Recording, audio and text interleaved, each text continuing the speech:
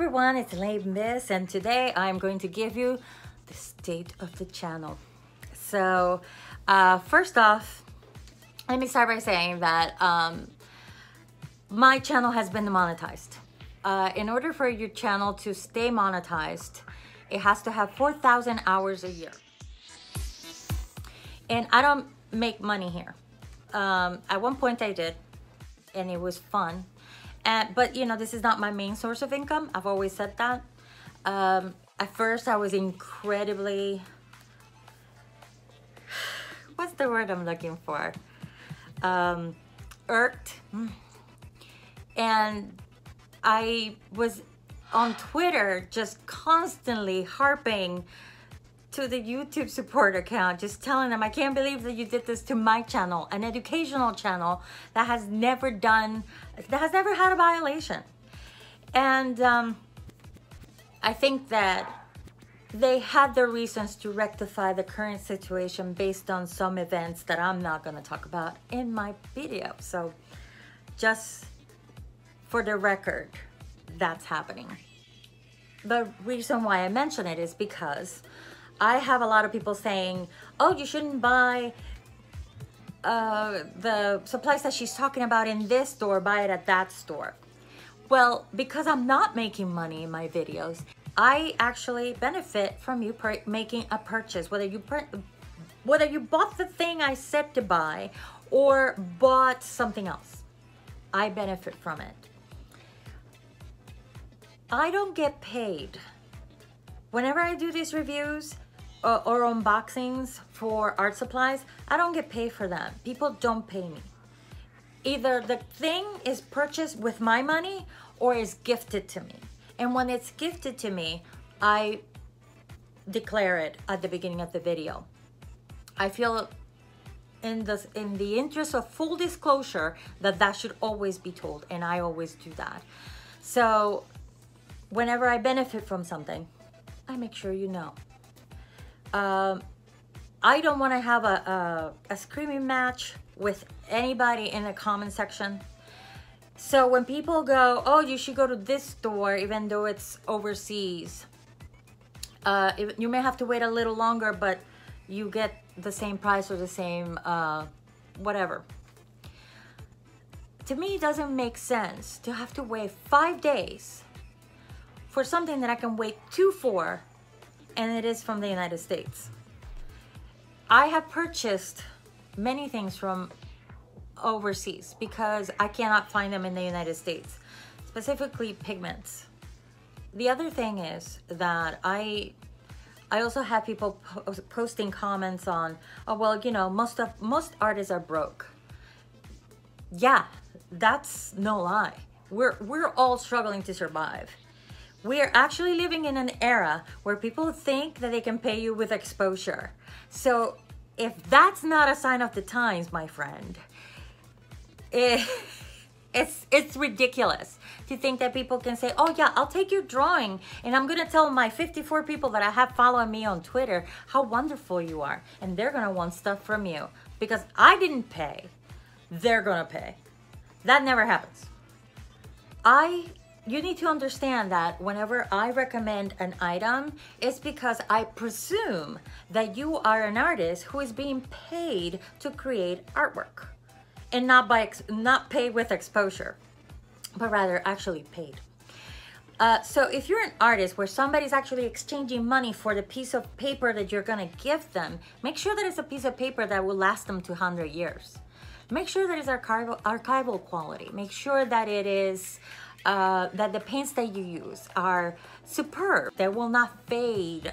You know, make sure that is the best that you can do. You are, after all, being paid. However, this rule doesn't apply if you are a student or somebody who's starting out, an amateur. And being an amateur is not bad. I realize that society has put a negative connotation over the word amateur, but it's not. Amateur is a French word that means lover. If you're an amateur of art, you're a lover of art. And that means that, number one, you love it so much that even though you're not good at it, you still do it. And two, even though you're not making any money on it, you still do it. That's what the difference between an amateur and a professional is. With that said, if you're a student, there are student quality supplies that you can purchase that doesn't mean that your paper is going to die in 3 years, or it's going to, or the paint is going to peel off, or whatever. The point is, if you're broke and you can't buy art supplies, there are good, high quality, low price art supplies that you can get. And they exist everywhere. You can purchase them anywhere, on the internet, locally, whatever. The next thing I wanted to talk about is that I have 2 main reasons for not posting as much as I used to, especially showing my face. One of the 2 reasons why I have not been making this type of video is because I've been traveling a lot. I've been in New York a lot, and for me to shoot an art video of me creating some sort of project is different than if I'm in my studio, because I have all of my equipment, all of the lighting, and I can do this here. But when I'm over there, the best thing you can do when you're in New York is just shoot the city, shoot the people, show other people doing their work, show other people doing artwork, and you get to learn from that experience. It's really eye-opening to see how other people do their artwork. Also, when I come home, I'm basically in recovery mode, and I'll touch on that later. I'm on recovery mode, and I'm trying to recover from the trip.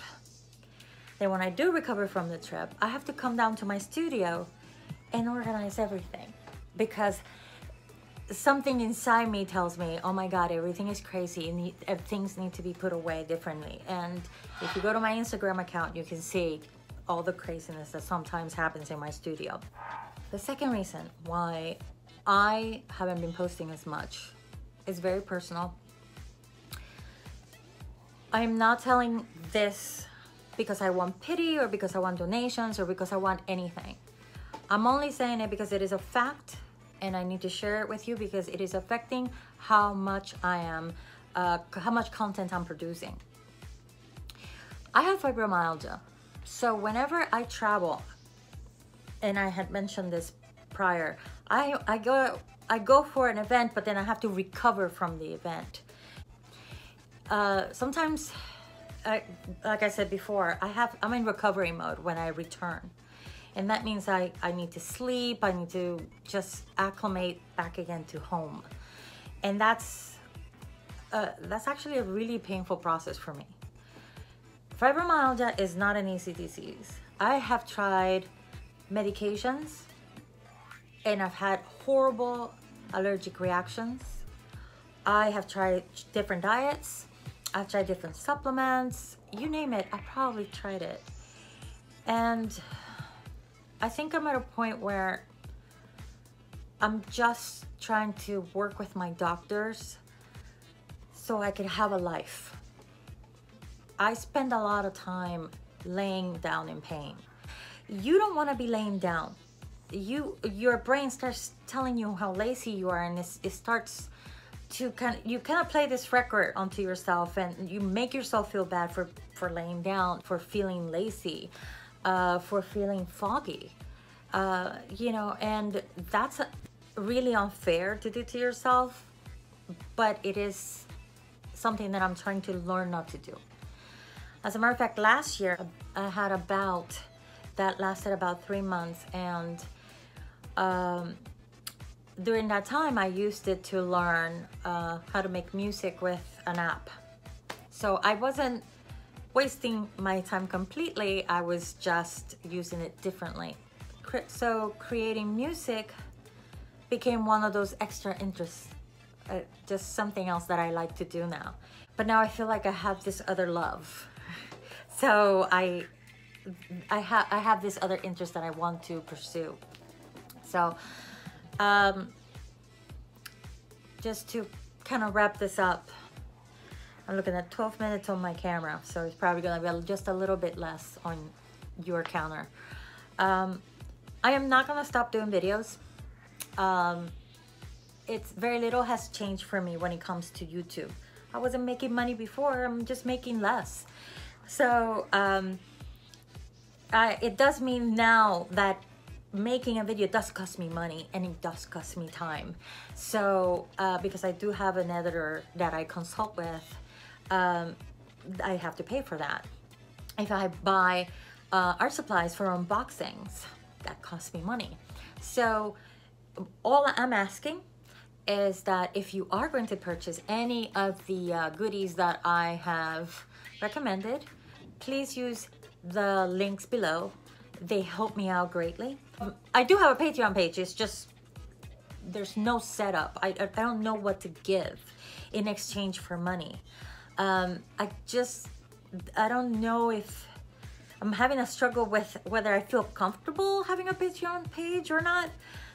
I realized that in Europe, it was very common to have, if you were an artist, to have somebody be your patron, and they pay you monthly, and then you make artwork and they own your artwork.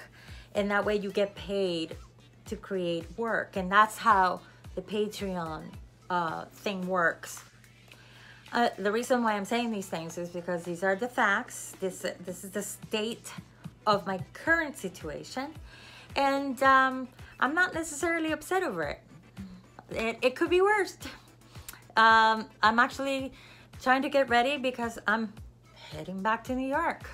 I'm trying to create some recovery period in between so I could have fun with my family, but because that to me is a priority. And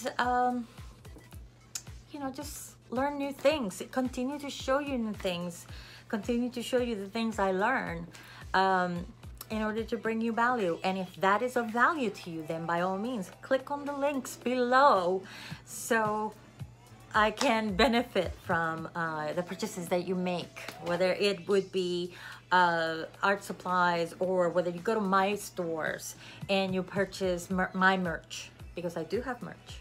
So again, to wrap this up, I just want to thank you so much for watching. I do see the new subscribers, and I do see the likes and the comments, and I read every one of them, and I always leave a comment. And I do want to thank you so much for participating and interacting with me through the comments. And I'll just continue to put out content. It's just gonna be a little slower. Thank you so much for watching, and now go make something couture.